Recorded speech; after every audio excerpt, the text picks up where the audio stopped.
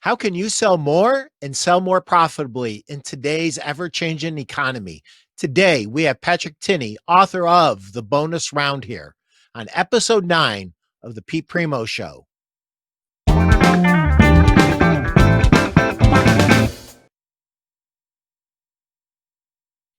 This show is brought to you by my book, Sell a Million, 101 Tips for Furniture and Mattress Store Owners to Sell Another $1 million or more this year. Get it right now on Amazon. This week's guest is Patrick Tinney, and Pat not only wrote The Bonus Round, which we're going to be talking about, but he also wrote Unlocking Yes, a book that I desperately needed a few years ago, and Perpetual Hunger, a book after my own heart.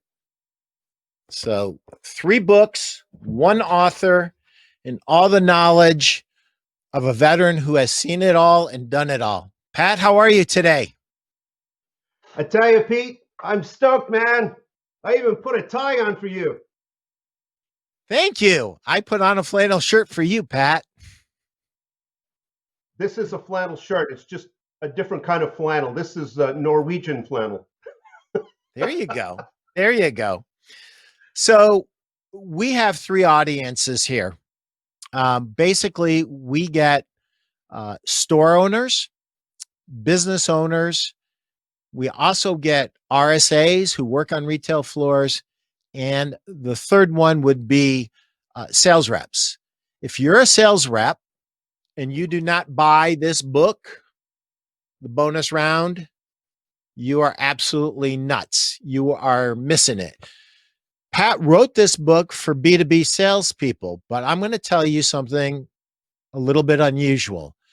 I'm going to say to you as a store owner, you need to buy this book. You need to buy it for a number of reasons.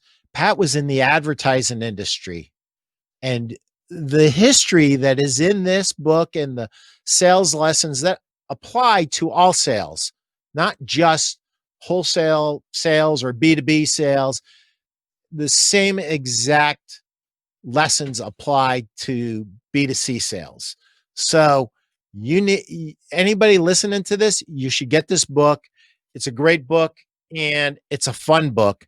One of the things that Pat did for guys like me who sometimes are a little preoccupied, he told the story and then at the end he wrote lessons learned so that even if I wanted to forget about the lesson learned, I couldn't because he put it right there in the book.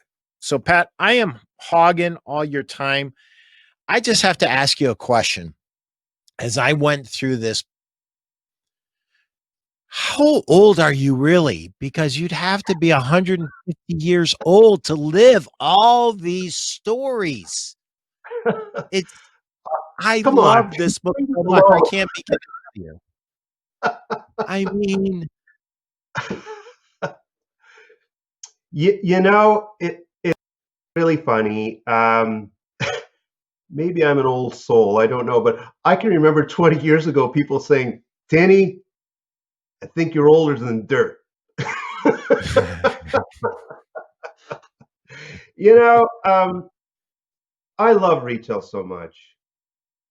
As a little kid, I can remember saying to myself, because I all the jobs that I took, I mean, I would go work in convenience stores, I would rack bottles in the basements of buildings with rats, I would pick worms, I shoveled snow, I delivered groceries. The bike was bigger than I was. Remember, they had those big bikes with a small wheel at the front and the big wheel at the back and the huge basket, and you'd have to carry these boxes up like 3 stories, and I mean, all of that stuff rolls forward. And um, in high school, I won't sort of go over this whole story about how broke I was. Everybody's got that story.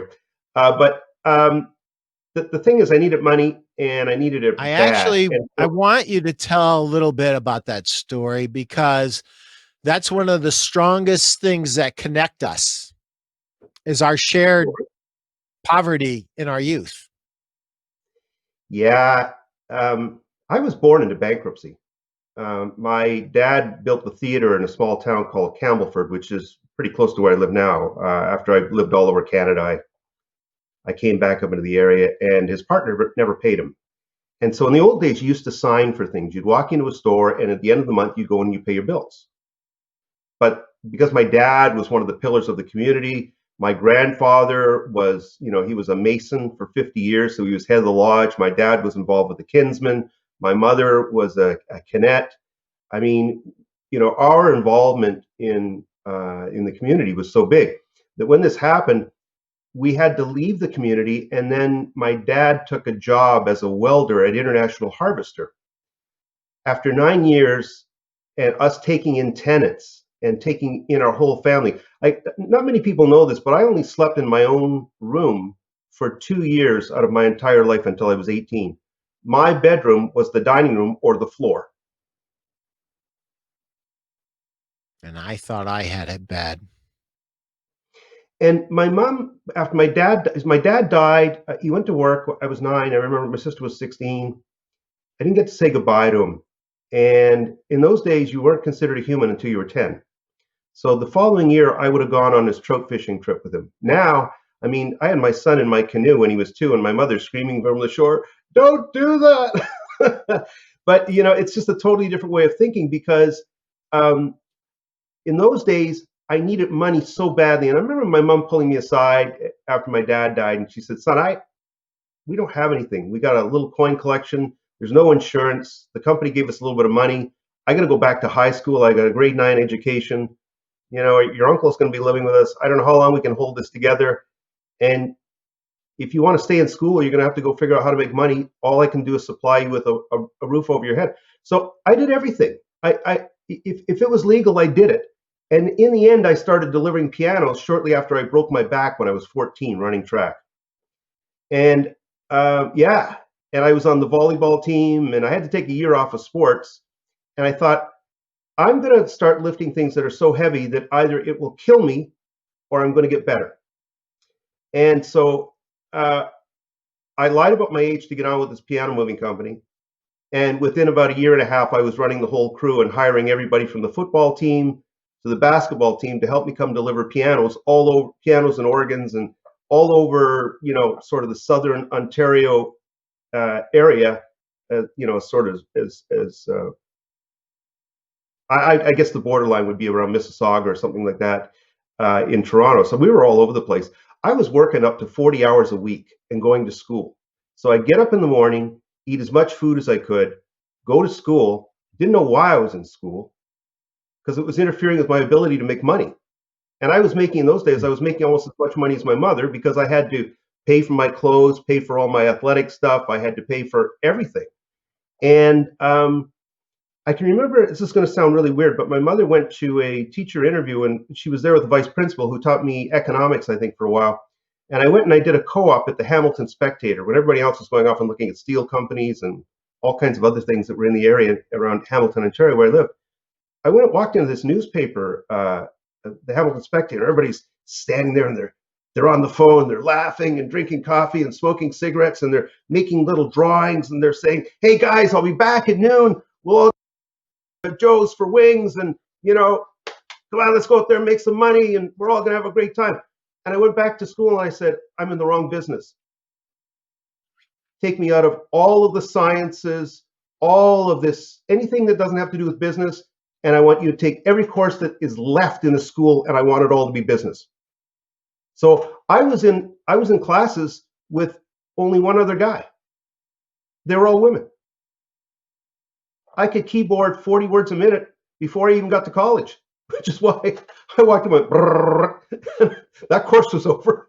But the thing is, it taught me so much about what it was to be an entrepreneur, but I didn't know what the word meant. There was no such thing as the word entrepreneur in those days. It was just like you're a small business owner. Right. And so my mother went to this parent-teacher interview, and Mr. Wong was there, and he's like about 5'6", and everybody in the school was fearful of this little man, because they figured he'd just snap you in half, and he got all these big football players, right? So anyway, my mom came home from the teacher interview, and I said, "How'd it go, Mom?" And my mom was a bit of an introvert. And she said, well, son, she said, Mr. Wong likes you. I said, well, that's a good start. I said, what else? She said, he doesn't have anything for you at Scott Park Secondary. He doesn't have anything to offer you. There's nothing here for you. But he says you're going to do great. Hmm.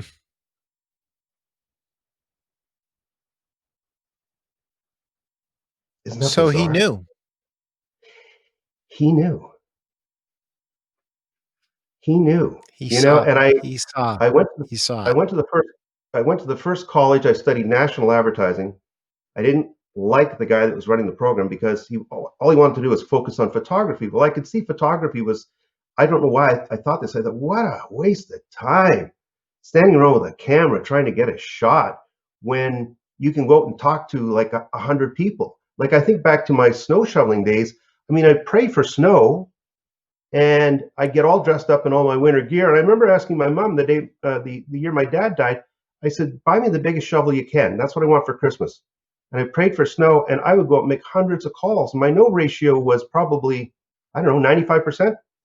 But all I Mhm. thought was the people were the same as I was. They just didn't have money to pay me. But if I could find the right customers, and what I refer to them as chasing the smart money, chasing active money in the market, then I got to eat KFC for lunch. I was soaking wet. I was cold. I was exhausted. I got a great workout, and I had $10 in my pocket, and that's heaven. Yep. I shoveled snow too, Patrick. You're talking about a kid that woke up extra early so he could beat his brother out to get to the best customers first because we all knew who paid the most, who paid the second most, who paid the third most. And those people were tough back then. They were not pushovers like people are today. They would tell you Well, they what had they would money. pay, and that was it. They had no money. Like if a buck was what they had, you better grab the You buck. took it. But what Yeah. you did was you shoveled faster. Yeah. Yeah. Like Exactly. there was snow flying all over the place. Yeah. And $5 so was a great driveway. yeah. So here's the last little funny bit about growing up. I got kicked out of the first college I was in, and I think it was a good thing. I ended up finding a college in Oakville called Sheridan College.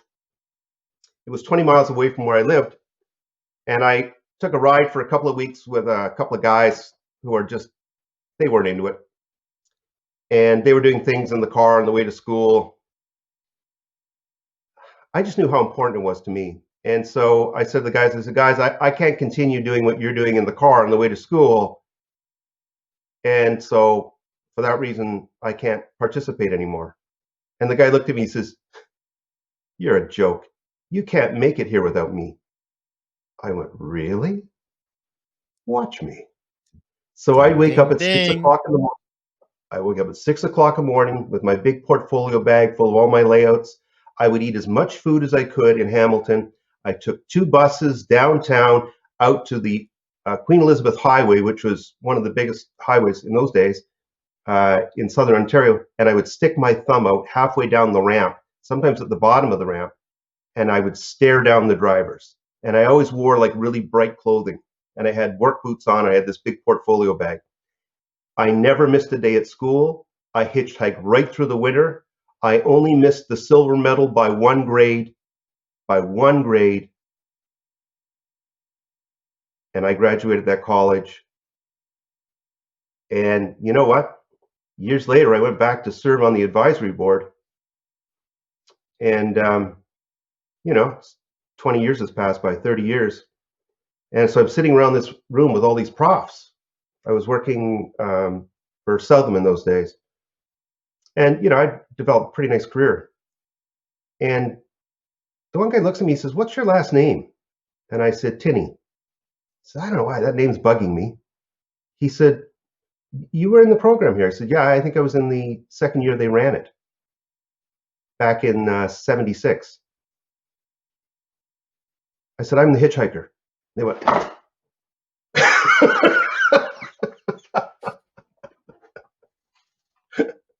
"Never that missed a day." guy. Yeah, I'm the guy. you know? So throughout all your books and through everything that I've gathered about you, Patrick, it runs through everything. You have always been willing to give more than anyone else. You've always had a can-do attitude.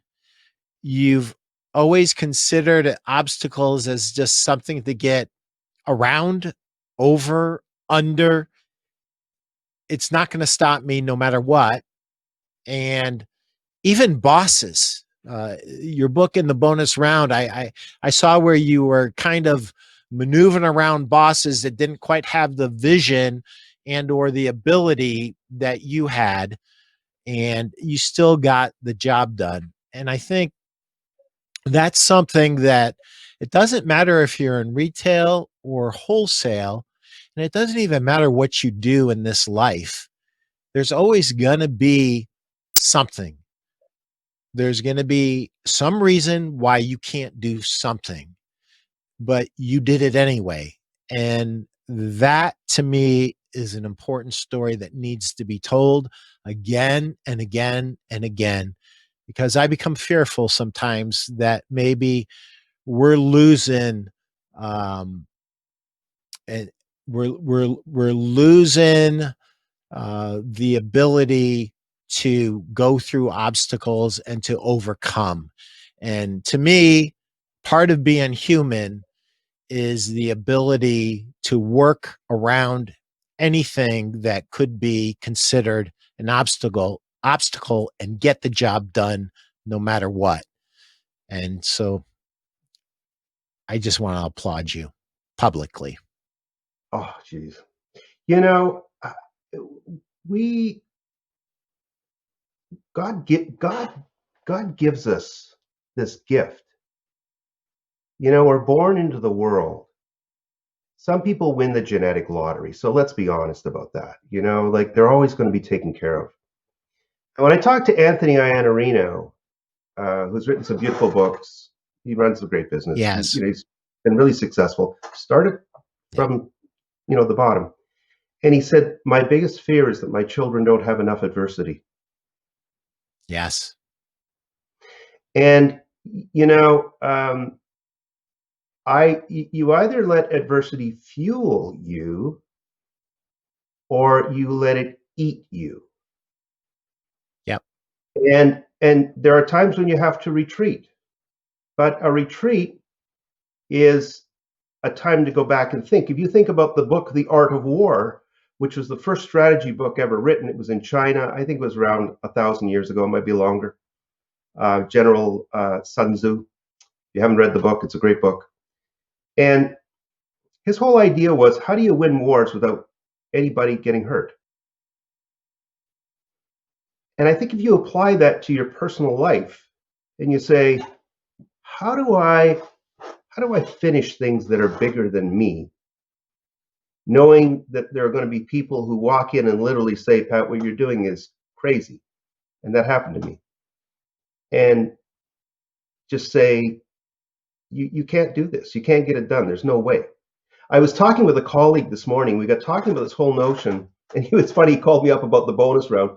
He had just finished it over the weekend. And he's going, Tinney, he said, I don't know, like, you were using things that other people weren't using. And he said, like, how did you figure out, this whole idea around templates and the whole idea of trying to figure out how to take a $40 million business apart because you felt there wasn't enough profit in it and you didn't know where the profit was so that you could sell it more efficiently.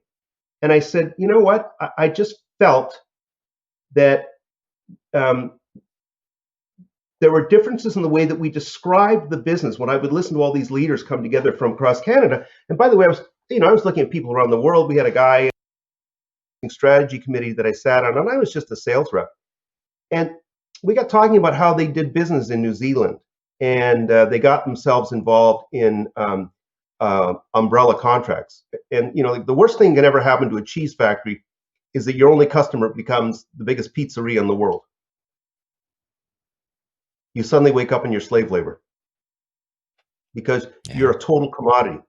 So the Yeah. question becomes, how do you create something out of something that's there, but embellish and make it much bigger, scale it up? How do you scale things up? And the other thing is, how do you take a crazy project I always looked at, so my territory was around 35 million bucks, sorry, in the mid 1990s. I had the largest retail territory in the company. Dealt with really big companies, a lot of North American brands like, Toys R Us and Home Depot and Lowe's and a whole bunch of others. We know who the bigs are. And they had a different way of looking at things. They're very scrappy. Especially a company called the Hudson's Bay Company, which um, has been Your purchased by a biggest group like, account. yeah. And they started off as a fur trading company 350 years ago, and they were. My boss used to refer to them as street fighters because we'd walk into their offices, and one of their vice presidents would stand there in the hallway swinging a baseball bat as hard as he could, and he'd take that swing and it goes, shoo, and then he'd kind of look up at us and he'd say, "What do you got today for us, boys?" That's how aggressive they were. Wow. We're talking about a Louisville Slugger. The Mm. pressure. You talked about your appreciation for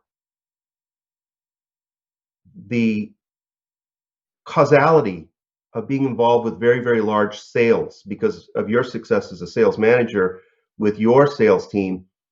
And then coming to that seminal moment when you realized that the amount of revenue that you were responsible was a conversion into jobs and Yes. money going on the table. You were responsible for putting food in little kids' mouths. Yeah. So the interesting thing is I had to be hit with a 2x4 over the head. Um, I mean, it literally happened about 15 years ago. And I guess, we all get old tapes playing in our head, right? So my old tape is poor boy. I haven't been poor for, I don't know, 30, 40 years, but I always feel that way. So, the way I've always come at my business is very aggressive, work really, really hard for my dealers, help them make as much money as possible, and my success will come. And that's happened. And, I was talking to the president of one of the companies that I represent, and he just kept thanking me and thanking me. And I said, Steve, stop. It's my pleasure. He goes, you don't understand. He goes, you bring over a third of all the revenue into this company. He goes, you're responsible for 33 plus percent people's jobs out here. People have jobs, they have houses, they have kids. Those kids need braces, they need a roof over their head, they need food in their belly. And you, Primo Furniture Sales, provides that. And I'm thankful. Yeah, dumb me. I never got it. I got it then. Thank God. Because that's much more powerful to me as a human being, much more powerful to go out and do the things that you need to do to be successful for something bigger than myself. Oh, Just the way I'm wired. oh man, that's ambrosia. I used to say to my family, I'm not doing this for me, I'm doing it for you, because this is too hard. It's Yeah. too hard. It's too many hours. There's too much stress. There's too many Yeah. holidays where you get to the last day of the holiday and that's the only really good day you had because the first five you were stressed. Yeah. Yeah. You Exactly. know, and I think you and I have a wonderful bridge that we share, and that is that there's a mental state of hunger that exists there that's never going to go away. No. You know, I remember that um, I had a magazine go bankrupt on me after I sold advertising in Alberta at the South Edmonton Times, and I was, oh, I don't know, I was 20 years old, and I came back and I got involved with this magazine, and it was a launch, and I worked for 6 months. My draw was $100 a week, and so I worked up about $6,000 worth of commission back in '79, which was a lot of money in those days. Yeah. Yeah. And I borrowed money all over the place because I knew I could pay everybody back once the magazine launched, and then I had all these, residual sales because I sold multiples. The day before Yeah. it was supposed to be launched, my checks bounced, Oh my and I Lord. owed everybody in Hamilton a bag of money. So the only way to go to work where I knew I could get a job right away so I could pay everybody back was International Harvester, where my dad died. And I worked in the ovens, 400-degree ovens, one workstation away from the place where he built the big implements that were dragged behind International Harvester tractors. Wow. So on my breaks, never got to say goodbye. My dad died on the spot. Like he had um, an aortic aneurysm, I think. So he died within like a minute or two. And I'm the Mm. spitting image of my father. And the guys would come over and they look at me and they say, "Got to get out of here, kid. We can't take another one." Uh, And it was after that that I got a call from the Oakville Journal Record. It just shows you how much of a knucklehead I am. I get a call at home because I had to go back and live with my parents, and it was 1979. And the voice on the other end of the phone says, "Is this Patrick Tinney?" I said, "Yeah." He says, "This is Edward J. Kodire from the Oakville Journal Record. We remember interviewing you at Sheridan College." I said, "Yeah." He said, "We're looking for somebody right now." I said, "Yeah." He said, "Are you gainfully employed?" I said, "Of course I am. What are you thinking?" Until I was gainfully employed working in an oven. he didn't need to know that. He didn't need to know that. No, he didn't need to know that. He didn't need to know how much you liked it. You were gainfully employed. Hey, I was a roller. Yeah. Steel rolling. You know, and I had to start off as a junior. So, here I am. I've won the Teton Advertising Award. Like, I was one of these guys that was supposed to make it. And I had to arrive early, early, early in the morning in Oakville. This time I'm driving now because I got a '72 Chevy, a Biscayne, by the way, beautiful car. Uh, Not so good with the engine mounts because you turn it over and the whole car would go like this. Oh But Lord. I'd arrive at 7 o'clock in the morning because my responsibility, get ready for this, was to make sure all the cut books that we would use to make advertisements were all ready for the sales team to come in and work with, have all the coffee ready, make sure that everything was ready for whatever meetings were going to take place. And by the way, I was basically the welcoming committee in the morning. That that falls to a new salesperson often. It it reminds us that in today's culture, and this is one of the big problems I think we're having, around leadership. I don't talk about this very often, but I think it's really important. Is that there used to be a hierarchical condition in companies, and because of databases and because of all of the things that we've learned about business, and we read a lot more. I mean, I read 25, 30 books a year. I teach this stuff. I think I'm okay at it. Yeah. And the problem is your best sales guy could be quite young and be, very well educated. And by the way, a bachelor's degree isn't what it was 20 years ago. Nope. And you walk in and you sit down and you say, "Okay, so I'm going to be sales rep for a year, and then I want to be vice president." Yeah. Yeah. And it kind of reminds me of, and I don't want to be disparaging with people, but you know, I had no intention of writing any books. When I left the company, I just kind of looked for a hole in the marketplace, and the hole that I saw was sales negotiation.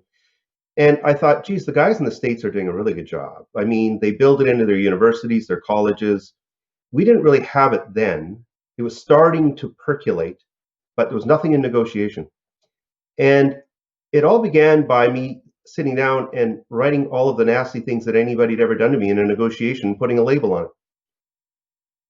Mm. And then I built models. And I can remember taking my models out to show people what I was doing. And so I got involved with one of the, not one of these, the biggest college in Canada. It's called Seneca. And I went in and showed the assistant chair lady what I was doing, and saying, I wonder if there's a chance we work together. She happened to be an old family friend.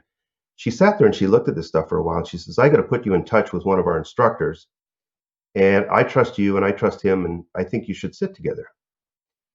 And I said, "Okay." So I called this guy. His name was Joe. We met up in the airport, and I walked in and I said, "Barbara says that I should show you everything I've been working on for the last 8 months."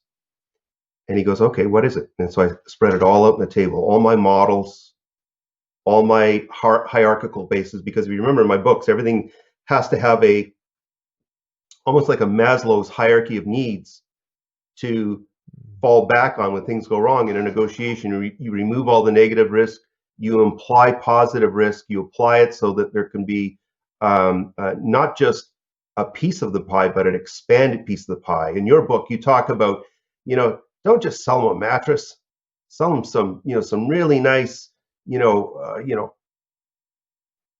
heavily threaded linens, so that when they get in that bed, the linens are a little heavier. Sell them beautiful pillows. Sell them pillows that are neck forming. You know, nice nightstands. With lights that are. We've got new ways of looking at lighting now. Not like the old days where you're dealing with bulbs and stuff like that. We've got intelligent beds. Mm-hmm. We The do. world, the world is changing that way. And we've kind of got to change with it. But the thing is, on the way through all of this, Pete, is a massive amount of iterations and learning. Yeah. And it's like when I read your book, I thought, Pete just said one of the funniest things in the world. But it's that kind of heretic thinking that I just love so much. And that is, you said, if you want to do something really attention grabbing, hire a whole bunch of picketers to walk around your store screaming, "Those go in there, we can't take it anymore." Well, it takes a heretic to know another heretic, because I see that throughout your writings as well, my friend. Oh As a, man, ma- as a matter of fact, I'm going to take a little break here, and I am going to read very quickly. It just takes 2 or 3 minutes.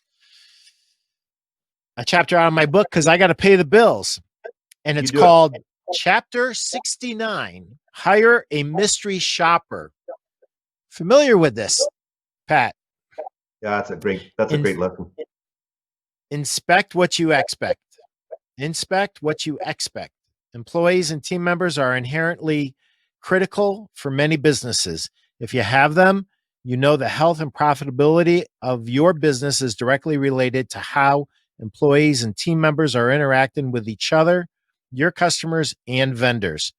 Therefore, it's critical you have a system in place to inspect what is going on in your business when you're not explicitly watching. One way to accomplish this is to hire mystery shoppers. Hired as independent contractors, mystery shoppers are posers, operating in stealth like fashion to assess your business operations.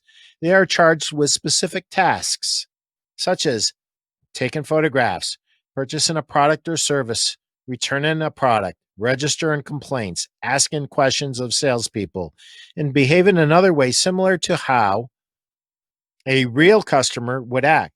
The whole point is to inspect how your employees and team members are interacting with your customers. Are they doing the right things? Are they saying the right things?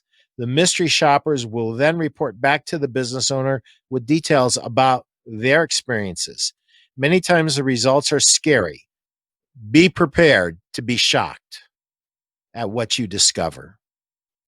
Do a web search on mystery shoppers to learn more about generating your own system or hiring a professional firm to do it for you. Read No BS Ruthless Management of People and Profits. No holds barred, kick butt, take no prisoners guide to really getting rich by Dan Kennedy for more ideas on inspecting what you expect. And by the way, I have a dear friend that I recommended that book to, and he did not want to read it because he thought it was took too dim a view of the human condition. And that was before his controller stole over $2 million from him. So, Oh, yeah. You know, anywhere, I'm a, any there's cash involved. We had that happen in the newspaper industry. It's like golf courses. If you want to see one of the biggest places to catch things that shouldn't be happening, just look at the starter. Now yeah, everything is ticketed, but in the old days, if you wanted to know where money was disappearing, that's where it would happen. yeah, yeah, yeah, no doubt, no doubt. So I have to read something from your book. And this really, really hit a nerve with me. As a matter of fact, it made me think of something very specific in my athletic career. But I have to read this. It's on page 128. It speaks to who you are. And I believe that no matter what we sell, who we sell to, we sell from a good feeling about us. We know that when we look in the mirror, we see a good person looking back at us, and we sell from that. So I'm going to read this. It might sound odd, but the right thing to do does not always mean we win at all costs, at least not in my world. And I just said, Amen, Pat. God bless you. I was in a power, it has nothing to do with business, but it illustrates the point. I was in a powerlifting meet. I was lifting against the national champion. It was the first time that I was on that kind of a stage. And the guy that I was competing against ran out of smelling salts. And so I told my coach, give him my smelling salts. And he goes, okay. And then his knee wrap broke. And I said, Mm, give him my knee wrap. yeah. And he pulled me aside after that and he said, I don't know what you're trying to do here, Pete, but you were given two advantages and you gave them right back. And I just looked at him and I said, there's only one way I want to win in anything in this life. I want him to have to look at me at the end of the day and say, you're stronger than me. You didn't win because I didn't have my smelling salts. You didn't win because my knee wrap broke. There's going to be no excuses. And he looked at me like I had two heads.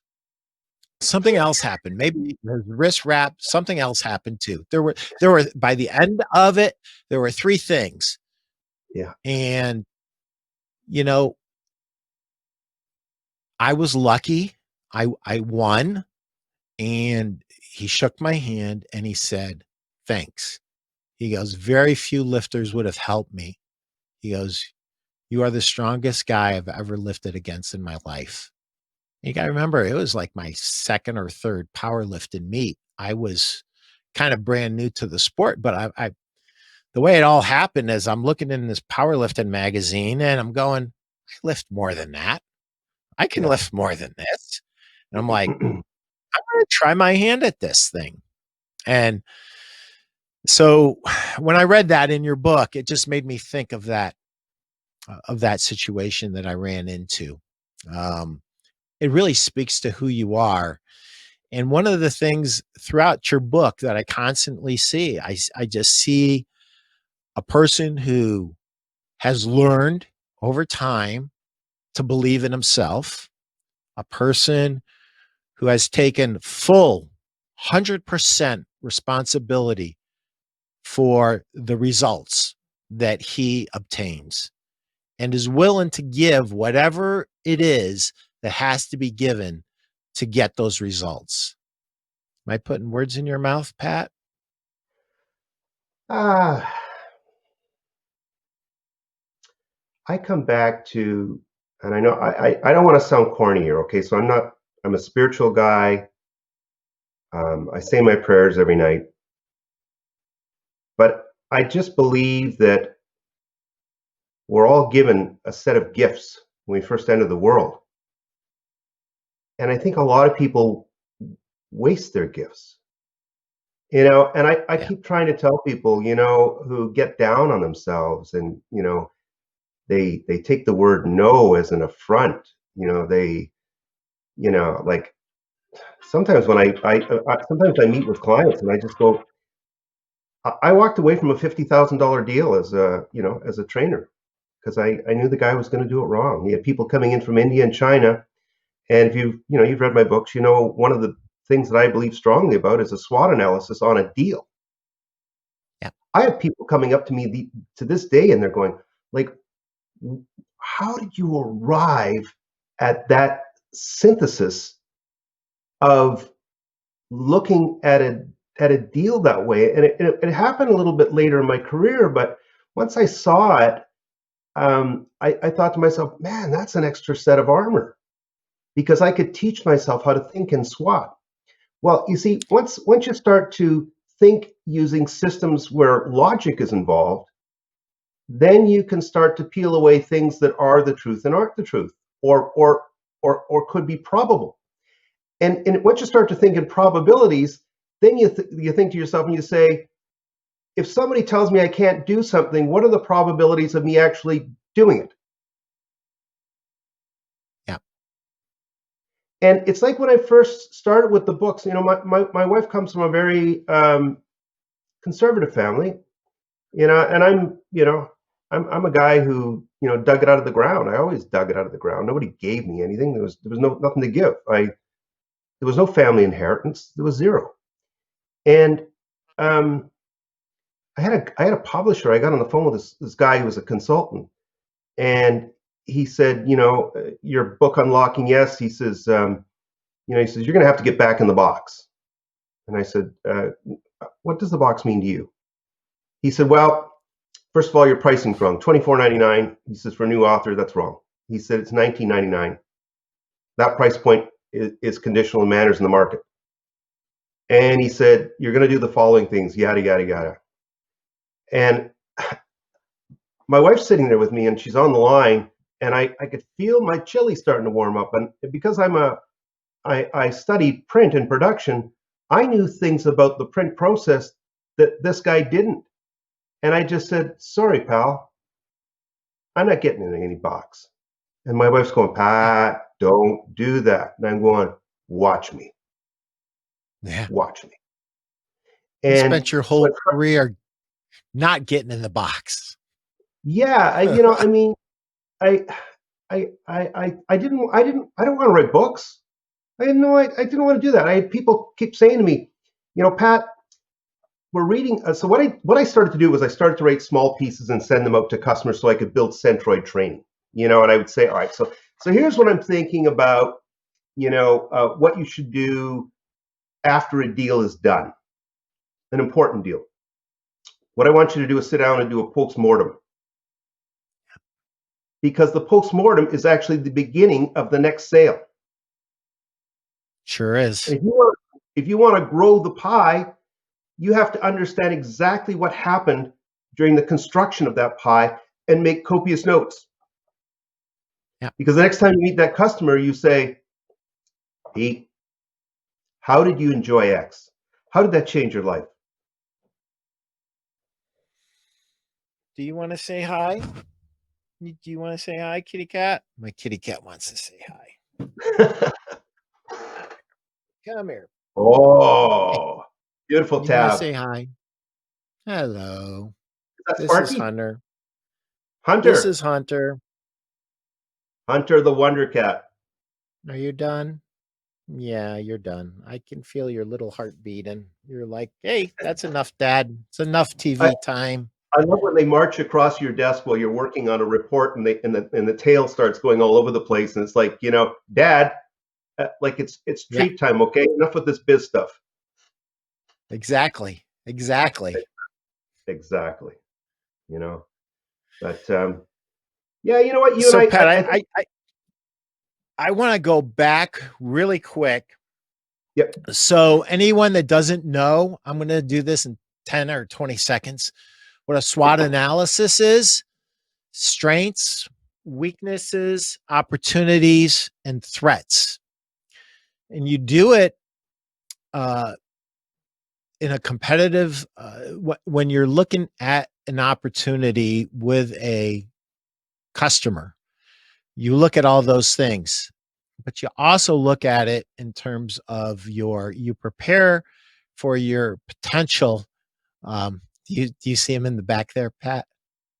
He's right over my shoulder. That's funny. Um, you do this SWOT analysis not only of your potential customer, but you do it of all your competitors that you might be competing against. And what it creates for you is a bunch of intel, and it very quickly reveals where the opportunities and liabilities are and what you need to shore up. And a lot of times a customer is looking for something, and he or she is actually looking for the wrong thing. They think they need A, but they Yeah, need B. They yeah, want more margin, but really where they're falling down is they're not getting enough stock turns. And they yeah. would be better off giving up a point in margin and getting more stock turns and having more money to advertise with. But hey, I digress. No, no, no, no. Hang on for a sec. That you just said something really important. You see, velocity in stock turnover is the new it right now, because that's that's how you have where the back room is moved to the front of the store, just in time delivery. Walmart and a Yeah. couple of other big companies like Canadian Tire here in Canada, they perfected it. I was talking with a colleague this morning about the beginnings of Walmart, and the way that Sam Walton, because Walmart was one of my biggest customers here in Canada, and the way that he used to think about retail was, yeah, he's got all the little nightgowns and lollipops and all kinds of things on the outside of the store to get you in. But it's once you get inside the store, it all becomes about basket total. As I say to people that I talk to, and here's a little something that perhaps you say this, Pete, because I think this would be intuitive for you, but if it isn't, I want to share it with your viewers. And that is, if you're a retailer, when a customer comes in, don't ask them how they are. They could be having the worst day of their lives. What I want you to do is I want you to invite them into your home and say, welcome to, and in our particular case in Peterborough here, we've got a small, actually sizable furniture place, but it's called Bennett's. And it was born in the town that I was born in 64 years ago. And the next thing you want to ask is, what's on your list today? And I like person that. says, the person says, I don't have a list. I'm in here to look at some end tables. And you say, oh, goodness, everybody's got a list. I mean, we've got all kinds of beautiful, accessories all around the store here. And I mean, certainly you have birthdays coming up that you have to buy for. You have anniversaries. Can I hand you a pad here, and can we just kind of sit down and think about some of the things that you need? And by the way, let me show you something so cool that you're not going to believe it. And of course, this is a Pete promo. This is your friend who's in the mattress business. I want to show you a mattress that I know you're not going to buy, but you should at least see how it works, because I can't believe how cool it is. And so you walk them up to the most expensive mattress and you say, look at this thing, do all these things. It does everything but a flick double sow cowl, like in the, in the high flying, Olympic skating business. Now, what's your budget and how can we help you today? Yep. One of the fascinating things about you to me is that we have both spent our entire careers doing the same thing, exactly the same thing. You've helped retailers be successful. You've done a lot of different things, but I want to talk to you about you saw a micro trend in your industry. And I would imagine that your gut reaction was, how do I save the ROP? Because the flyers are eaten into the ROP so bad that, how do I save it? But you went a different way. You said, how do I maximize the flyer business and the few competitors that I have coming in there? How do I defend that? And how do I position my companies as the best alternative for a retailer to buy flyers from? So I want you to talk about that a little bit because I we think all you're just have. I Go think you're ahead. just heading into the psychiatry business because you kind of figured me out a little bit. You know, I I can remember, you can see writing on the wall for certain things, and we could see that when flyers first entered the market, believe it or not, it was way, way, way back in about 1980. Now, Oh, prior to that, we had things called catalogs. yeah. Sears had a catalog, a whole bunch of people had catalogs. And then retailers discovered that newspapers didn't have great control over full color. Retailers discovered that flyers could become a much greater cost center than a full page ad. So we had retailers approaching us in the early 1980s and saying, all right, so we want to run 8 pages and we want to see if we can run it with multiple colors or full color. And our guys responded by saying, yeah, we're going to charge you just like an ROP ad, 1 page at a time. Anyway, the logic fell away, and we, at least I came to discover very early. I can remember the first time I walked into the Toronto Star. It was, believe it or not, it was for a mausoleum, and they had 19 different colors of flyers, and they were single sheets, and they wanted to run them by our delivery zones. And I walked into the mailroom of the Toronto Star, and we actually had days where we would sell out of the newspaper. In other words, the newspaper got to be about 2.5 inches thick on a Saturday. You just couldn't put anything more in it. Wow. And I Yeah. had the Yeah. I had the then production manager throw me out of his office. He was a big Scottish guy with red hair, and called me everything in the book. And I said, but I need you to do this. I need you to deliver each one of these flyers by each one of our different zones, and no crossover, no mistakes. And he cursed me, as only a good Scot can, but he did it.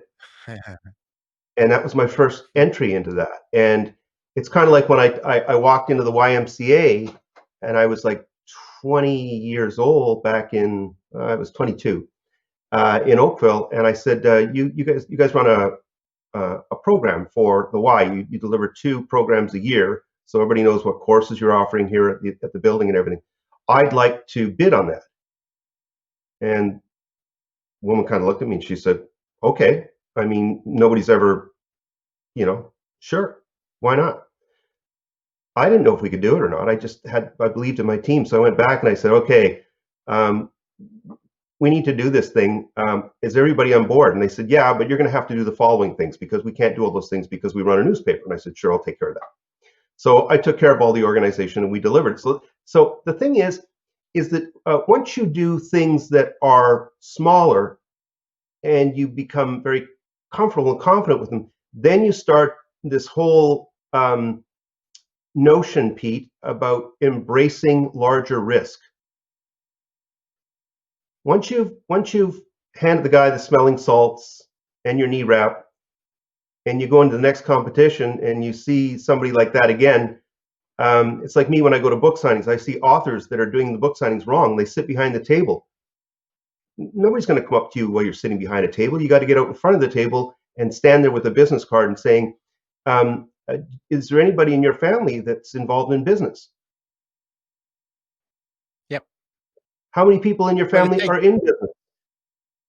it takes a salesman, a really good salesman, to figure that out. You show up with a little bowl of candy, wrapped candy that sits on the author's desk. Why? Because kids come running up and moms chase kids and dads chase moms. Yep. And then a Exactly. conversation 100%. and then a conversation begins, right? And so, I think just kind of rounding a bunch of this stuff out, to me, it's about it's about it's about a life well lived. It's about helping Yes. people. It's about helping people in what I would call a lower self-interest manner. I Yep. could have done more with my career in the corporate world had I chosen to, but what's happened after the corporate world has been 3 or 4 times as big because I was prepared.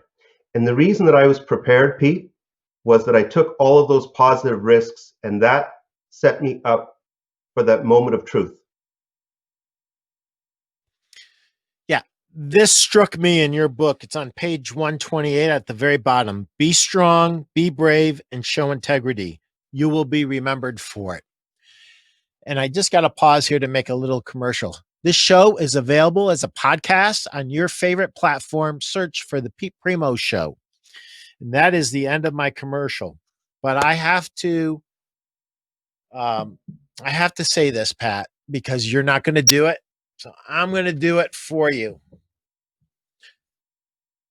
So Christmas is coming up, guys, and we have to wrap this up. And I could talk to Pat for 3 hours and never cover everything I have a question about. If you have a salesman in your family, get him or her this book, Unlocking Yes. The revised edition. Yep, the new one. This book is a must. Perpetual Hunger. Anybody that's in sales needs to understand this. And I'm going to tell you guys something right now.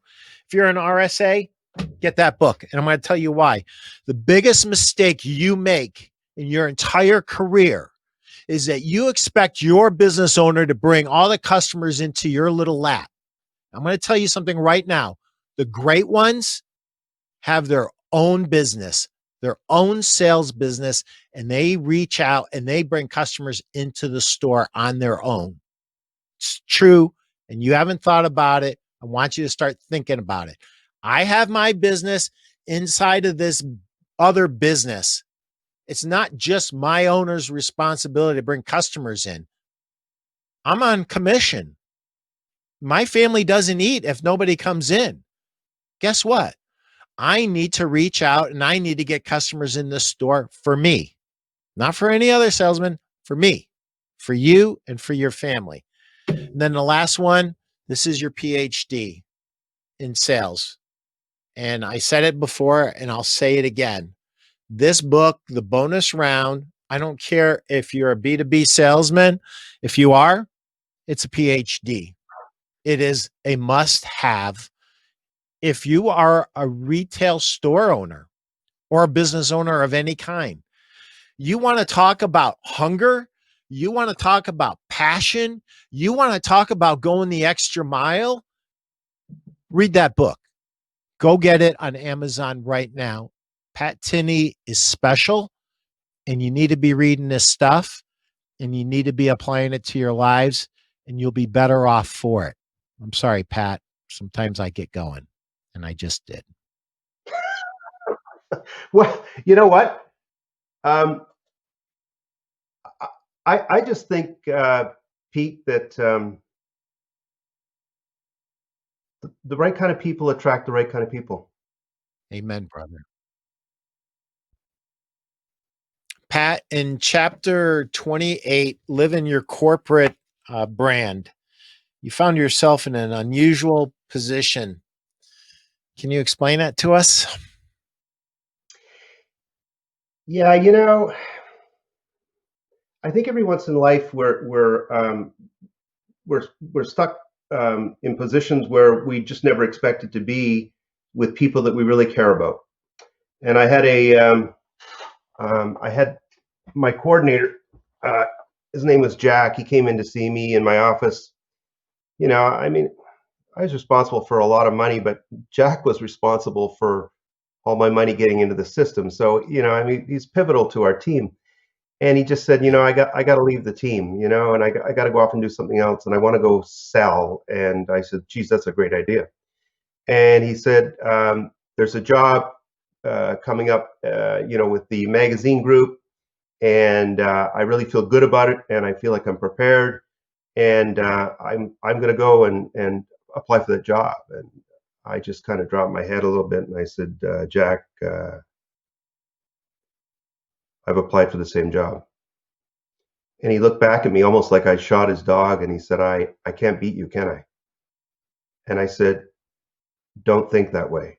The way I want you to think is that I'm going to prepare you so well that when you arrive at those interviews, you're not only going to be good enough, you're going to be better than necessary to beat me. And he said, well, why would you do that? And I said, well, the retail team is a brand, and we're kind of a family, and you've helped all of us out. And if we just kind of let you, throw you to the wolves, I mean, we haven't done our jobs, and we're all in this together.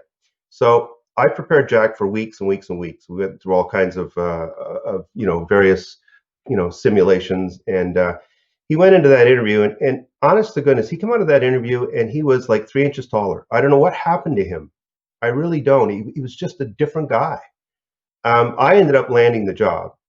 But I said to him in our meetings, I said, Jack, you got to remember, you got to get ready and interview a lot when opportunities come up, because when you're interviewing, it's almost like a workout. Like you're getting warmed up. Yeah. And so when Yeah. the next sales position come up in the company, he just didn't win it. He crushed it. And then he went on to become one of the youngest publishers we ever had. And the guy's career has been stellar, just stellar. And it's all because he had all of those skill sets, and somebody didn't take a high self-interest position and not give him that chance to be the best that he could be. Now, not everybody is ready. He was ready. And you saw he was ready, and you put the effort in, and it turned out to be very special. So if I were to be able to talk to Jack and I were to ask him about Patrick Tinney, I am sure that he would have an awful lot of nice things to say about you. Maybe things that would make you blush. You know what? Listen, I shouldn't say listen. I keep hearing that on all these radio stations. Listen, listen, listen. Um, if you're given the opportunity to spend time with somebody who has special skills, why would you not help them explore those skills? Because it's like I keep saying to people, and then I won't carry on any further. But if you can throw a baseball at 100 miles an hour with great accuracy, does it really matter if you're not the best catcher on the team? Exactly. Yeah. Yep. But if you can see that 100 miles an hour and you just say, okay, Jack, come on over here, and I just want you to, pick up a little bit of control with a knuckleball now so that we can move the ball up and down. You're throwing it Yep. beautifully straight, but what if we could make that ball drop just at the perfect moment? That's all I did. Yep. Yeah. And I see that you think nothing of it, but I'm sure it was a big deal to Jack because that was a pivot point for him. It was a plot point change in the novel called His Life. And you were part of it because you were willing and able to see the way it was. And you were actually willing to risk your own well-being for his sake. So that goes back to the whole thing about how you feel about yourself, why you deserve to get the business that you've gotten. You didn't, Pat, you never got a deal that you didn't earn 10 times over, ever, ever. And I believe Yeah, that that's where we sell from. yeah, and you know what? It's knowing the right time to step away from deals. I mean, I've written in a couple of spots in the book where I just said, man, like we cannot get into this deal because if we do, and this is where my people just wanted to kill me, but I worried about price contagion. And when you have defined margins and all of a sudden the margins start to fall, then there has to be some kind of a cost correction. The cost correction usually involves jobs. Yeah, sure does. Sure does. Pat, I'm looking forward to book number 4. I know I've teased you with this before, but why not 4? Um, I think the short answer would be I need a little rest. Yeah, take some rest. Take a break, Pat. Thanks, Take a man. break. Enjoy the fruit of your labor, but keep giving us more because, it's not just the techniques, Pat. Your techniques are great. Your stories to me are even better. But what under the character that underlies the stories to me is where the rubber meets the road and is the most important part. So, it's no accident that you had the success that you had. You were a guy who didn't take no. You were a guy that went over, under, around obstacles. Um, I think that the best thing in the world to say to you, Pat, is, do you want to know something, Pat? I don't think you can write book number 4 Oh, because it's don't going say to that. be ding, ding, ding.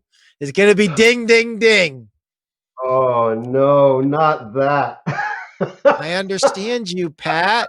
I Oh, understand you. you know, I just finished Unlocking Yes, and I get this note from a guy over in Geneva, and he says, Pat, he says, would you meet me in Toronto? He says, I want to talk to some Canadian business people. I'll make a long story short. His name was Tamer Hagazi. He was the Global Minister of Entrepreneurship, Economic Development, Strategic Partnerships.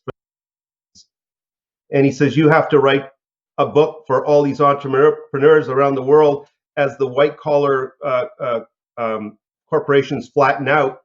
And I said, I'm exhausted. I said, it took me forever to finish this book. He said, yeah, but you got to write another one. And 3 hours we were over lunch, and we talked about global politics and all the rest of it. And I didn't agree to write the book, but anyway, I dedicated the book to Tamara. You can see it in the front. You can look him up on LinkedIn. He's there. Yeah. And Yeah. I woke up on that happened in the summer of 2015. I woke up on January 1st, 2016. I opened up my computer and I could see the entire book, Perpetual Hunger. Wow. I wrote 30,000 words of content in about 7 weeks. Finished. Whoa. You were on Around the clock. fire. No rest. Yeah. It was No just rest. pouring out of you. And then I bolted it together with Unlocking Yes. And the thing that I kind of knew in the back of my mind, and so one of the things I just want to end with here is that the 3 books represent a panoramic view. Uh, uh, Perpetual Hunger is the prospecting left-hand side where the customer enters. The bonus round is the center, consultative selling. This is where you grow your business, grow a bigger piece of the pie. And the far side of the panoramic view is Unlocking Yes, where you close deals and reopen new deals to end up with what I refer to, and I think you do in your business, generational customers. You and I could spend a whole hour talking about generational customers. It's your next book, dude. Sorry. Oh, God. Yes, there it is. And that is my gift to you for being so patient today and giving us so much time. It's yours. I don't even want a royalty. Just take it and run with it, my friend. But rest first. Please rest first. Pete. Thank you, Pat. Love you. I tell you, this grape is looking a lot like a raisin right now. Thanks for everything, guys. Thanks for all the production crew, and thank you, bless you all. You're hardworking people. Thank you. Thanks, Billy. Thanks, Simon. Thanks, Pat. And that does it for episode 9. As the Deej would do.